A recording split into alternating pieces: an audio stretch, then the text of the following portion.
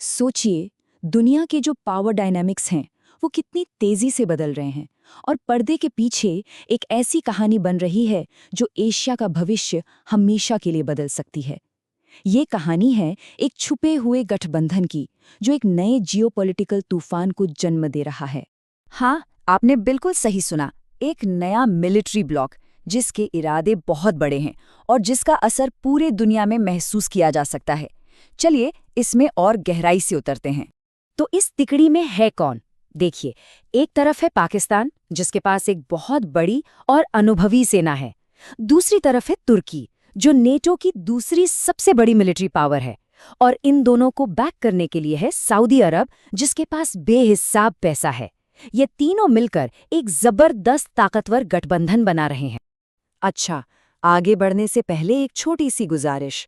अगर ये सारी जानकारी आपको काम की लग रही है तो हमारे चैनल इनक्विजिफाई को सब्सक्राइब करना मत भूलिएगा ताकि आप ऐसी कोई भी ज़रूरी जानकारी मिस न करें।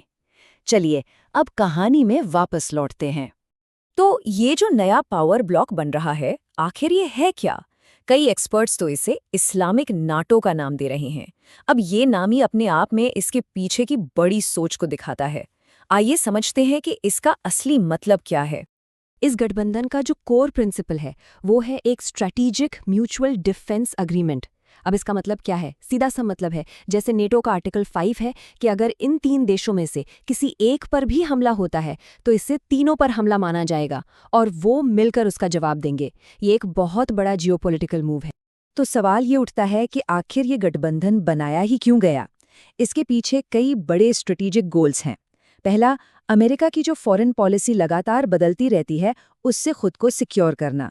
दूसरा, ईरान जैसे रीजनल राइवल्स से निपटना। और सबसे ज़रूरी, वो अपना असर सिर्फ मिडिल ईस्ट तक नहीं रखना चाहते बल्कि साउथ एशिया और अफ्रीका में भी अपनी पकड़ मजबूत करना चाहते हैं। अब सोचिए, जब इतनी बड़ी ताकत एक साथ आ रही है तो भला इसका मुकाबला कौन करेगा? कौन खड़ा होगा इसके सामने? और इसका जवाब शायद आपको थोड़ा हैरान कर दे। इस न्यू ब्लॉक को चैलेंज करने के लिए मैदान में उतरे हैं 2 ऐसे देश जिनकी पार्टनरशिप के बारे में कोई सोच भी नहीं सकता, इंडिया और इजराइल। ये एक ऐसा पैराडॉक्सिकल अलायंस है जिसके बारे में बहुत कम लोग जानते हैं। अब आप सोच रहे होंगे कि इनकी पार्टनरशिप इतनी अजीब क्यों है। चलिए इसी पर बात करते हैं। जैसे इजराइल फिलिस्तीन का मुद्दा ही ले लीजिए। भारत हमेशा से 2 स्टेट सोल्यूशन का सपोर्टर रहा है। मतलब इजराइल और फिलिस्तीन दोनों अलग अलग देश बने। वहीं दूसरी तरफ इजराइल फिलिस्तीन को एक अलग देश मानता ही नहीं और इस सॉल्यूशन का जोरदार विरोध करता है। और बात सिर्फ यहीं तक नहीं रुकती। इजराइल ने हाल ही में सोमालीलैंड को एक आज़ाद देश के तौर पर मान्यता दी, जबकि भारत ऐसा नहीं करता। अमेरिका के साथ रिश्तों को लेकर भी दोनों में जमीन आसमान का फर्क है। जहां इजराइल अमेरिका का सबसे करीबी एलाय है, वहीं भारत के अमेरिका के साथ रिश्ते हमेशा से काफी कॉम्प्लिकेटेड रहे हैं। तो इतने सारे पॉलिटिकल और आइडियोलॉजिकल डिफरेंसेस के बाद भी इंडिया और इजराइल के बीच एक ऐसी डिफेंस पार्टनरशिप है जिसे एक्सपर्ट्स अनब्रेकेबल बॉन्ड यानी कि एक अटूट बंधन कहते हैं। पर यह कैसे मुमकिन है? आखिर इस रिश्ते की बुनियाद क्या है? इस पूरी पहेली का जवाब छिपा है सिर्फ एक शब्द में, टेक्नोलॉजी। जी हाँ, ये असाधारण गठबंधन पॉलिटिक्स पर नहीं बल्कि एडवांस्ड डिफेंस टेक्नोलॉजी की साझा जरूरत पर बना है। इस पार्टनरशिप की स्केल का अंदाजा लगाने के लिए जरा इस नंबर पर गौर कीजिए। हाल ही में इंडिया ने इजराइल से 1000 SPIC advanced bomb guidance kits के लिए $8.7 बिलियन की डील की है। ये रकम इस रिश्ते की गंभीरता को साफ साफ दिखाती है। ये चार्ट देखिए, ये पूरी कहानी खुद ब खुद बयां कर रहा है। 2020 से 2024 के बीच इंडिया के कुल आर्म्स इंपोर्ट्स का सबसे बड़ा हिस्सा यानी 34% अकेले इजराइल से आया है। इजराइल ने अब रूस, फ्रांस और अमेरिका जैसे ट्रेडिशनल सप्लायर्स को भी पीछे छोड़ दिया है। और यही बात इस पार्टनरशिप को सबसे अलग बना दी है। जैसा कि एक डिफेंस एक्सपर्ट ने बहुत अच्छी बात कही, दूसरे देश सिर्फ प्रोडक्ट बेचते हैं लेकिन इजराइल टेक्नोलॉजी शेयर करता है। ये सिर्फ खरीदने बेचने का रिश्ता नहीं है, ये भारत को डिफेंस में आत्मनिर्भर बनाने की एक साझेदारी है। इजराइल वो तकनीक देने को तैयार है जो कोई और देश नहीं देता। और इसका असर जमीन पर साफ साफ दिख भी रहा है।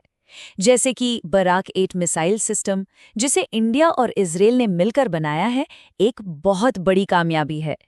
प्रोजेक्ट चीता के तहत भारत अपने इजरायली ड्रोन्स को देश में ही अपग्रेड कर रहा है। HAL के साथ मिलकर सिविलियन एयरक्राफ्ट को मिड एयर रिफ्यूलर्स में बदला जा रहा है।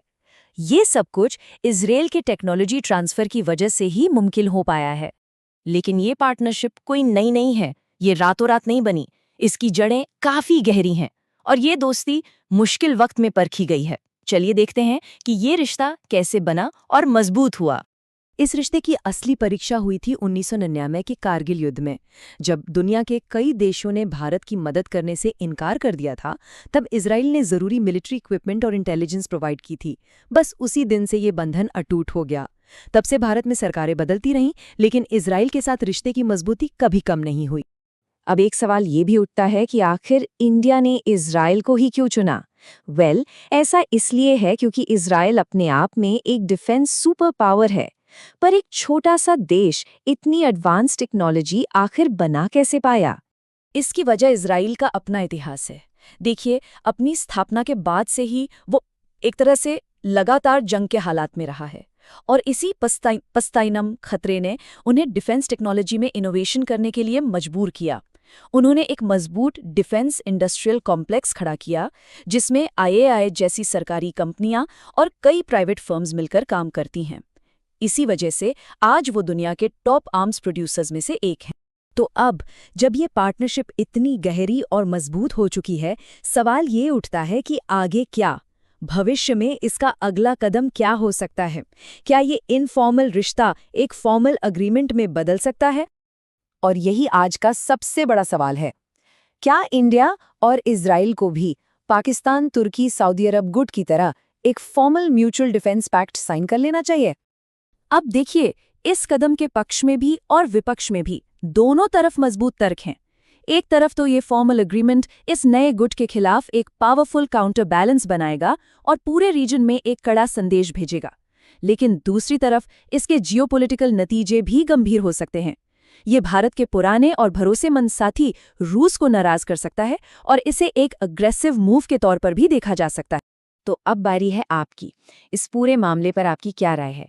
क्या इंडिया और इजराइल के लिए एक फॉर्मल डिफेंस पैक्ट साइन करना सही रहेगा या इसके जियोपॉलिटिकल रिस्क्स बहुत ज़्यादा हैं?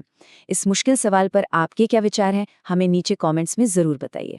अगर आपको ये डीप एनालिसिस पसंद आया तो इनक्विसिफाई को लाइक, शेयर और सब्सक्राइब करना बिल्कुल मत भूलिएगा। मिलते हैं अगली बार।